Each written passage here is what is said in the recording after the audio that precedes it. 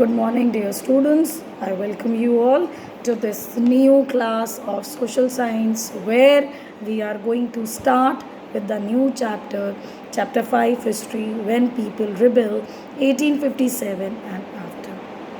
Now, before beginning with this chapter, I would like to clear one thing that children, the doubts which you people have asked me have been sorted out in the explanatory video which I am attaching it with this in your Google Classroom app. So you need to check those explanatory videos where your doubts are being taken up, and I have tried my level best to clear them. Alright, so let's start with the chapter when people rebel. If you take on a general note that someone who comes up in your family and starts dictating your entire family, firstly he came to be as a visitor for you, then gradually he started extending his stay in your house. Then he started ordering everyone. Instead of being generous, instead of being helpful, he started ordering everyone. He started ordering all the members of the family.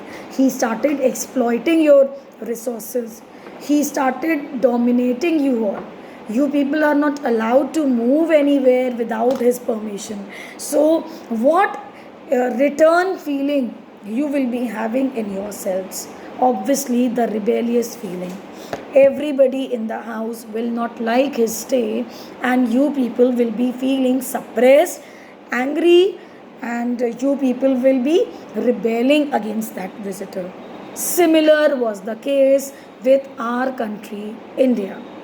If you trace it down from the first chapter, how, when, and where, then from trade to territory, ruling the countryside, tribals, tikus, and the golden era, and coming to chapter 5, when people rebel. Children, this entire journey of 4 chapters have clearly explained the situations gradually of the Indians.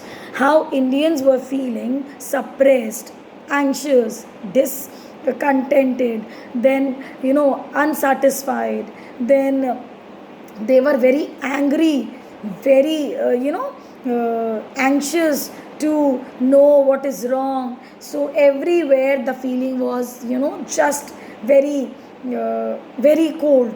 People were not liking the East India Company and their dominated nature of extending their empire, children. So this chapter tells us that the outrage of the people. Outrage means that angry desire when it is poured out. Okay, so outrageous actions of the people from different backgrounds.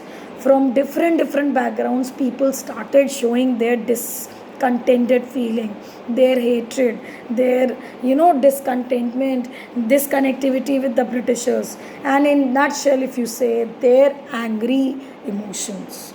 All right, so from different backgrounds, people came up together to show their anger.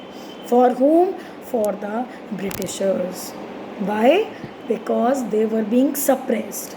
Number 1, due to the hardships. Hardships talks about the difficult times. If a farmer's land is taken away without any reason, if a king's whole estate is being taken away, whole kingdom is taken away just because of the reason he is not having his own son, how will that person feel?